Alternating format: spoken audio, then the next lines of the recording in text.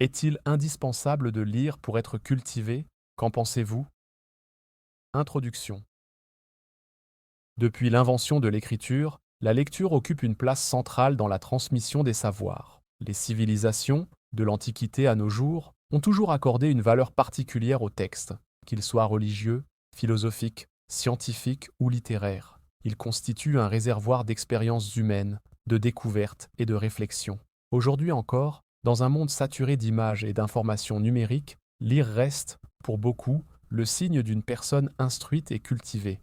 Cependant, la culture ne se résume pas seulement à la connaissance académique. Elle englobe aussi les compétences sociales, l'ouverture d'esprit, la compréhension des contextes historiques, la sensibilité artistique et la capacité à s'exprimer. Ces éléments peuvent provenir d'autres sources, la conversation, le voyage, l'observation, le cinéma, le théâtre, la musique ou même l'expérience personnelle. Ainsi, la question se pose: est-il véritablement indispensable de lire pour être cultivé? La lecture est-elle l'unique voie d'accès à la culture? Ou bien existe-t-il d'autres moyens tout aussi légitimes?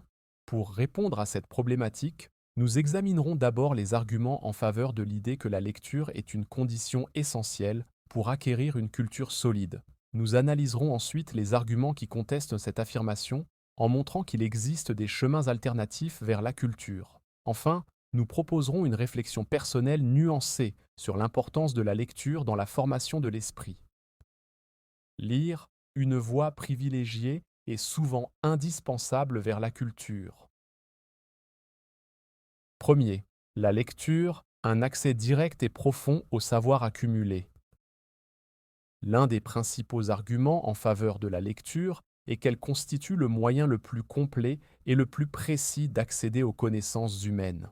Les livres, les articles scientifiques, les essais et les biographies permettent de plonger au cœur d'un sujet, d'en comprendre les subtilités et de bénéficier d'une réflexion structurée. Contrairement au contenu audiovisuel, souvent plus bref et superficiel, la lecture offre un espace pour la concentration et l'analyse. Elle permet d'accéder à des œuvres écrites il y a plusieurs siècles. Lire l'Iliade ou les essais de Montaigne, c'est entrer directement en contact avec la pensée d'un auteur disparu, sans intermédiaire.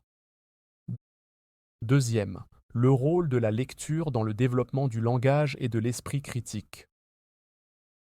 Être cultivé, ce n'est pas seulement posséder des connaissances, c'est aussi savoir les exprimer. La lecture enrichit le vocabulaire, améliore la grammaire et structure la pensée. Une personne qui lit régulièrement développe des compétences rédactionnelles et oratoires supérieures, ce qui renforce sa crédibilité intellectuelle. De plus, lire des ouvrages variés expose le lecteur à des points de vue contradictoires. Cette confrontation d'idées est essentielle pour former un esprit critique. Troisième, la lecture, un outil de transmission culturelle et historique.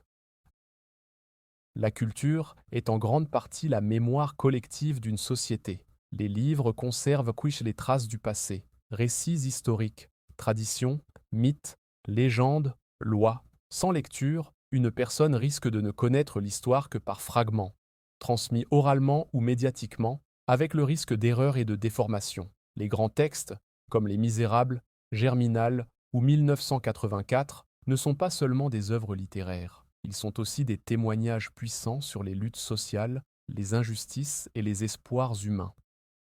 Les limites de l'idée que lire est indispensable pour être cultivé. Premier, la culture ne se limite pas aux livres. La lecture n'est pas l'unique voie vers la connaissance. L'histoire de l'humanité regorge de civilisations à forte culture orale. En Afrique, chez les peuples amérindiens ou en Océanie, la transmission du savoir se faisait par récits, chants et rituels. Aujourd'hui encore, on peut acquérir de la culture par l'expérience, voyager, discuter avec des personnes issues d'horizons différents, visiter des musées, assister à des spectacles. Deuxième, l'ère numérique, de nouvelles formes d'accès au savoir. Le XXIe siècle a vu naître un accès massif à la culture par des moyens autres que la lecture traditionnelle. Les documentaires, les podcasts, les conférences filmées, les plateformes éducatives en ligne offre des contenus de grande qualité. De nombreuses personnes apprennent aujourd'hui des langues, l'histoire ou la philosophie sans lire de livres, mais en suivant des cours vidéo interactifs. Troisième, les compétences pratiques et culturelles acquises hors lecture. Être cultivé, c'est aussi comprendre et pratiquer des savoir-faire. Un grand chef cuisinier, un artisan expérimenté ou un musicien virtuose peuvent avoir une culture profonde dans leur domaine, parfois sans lecture négo-formelle. Cela montre qu'il existe plusieurs types de culture, académique, artistique, technique, populaire.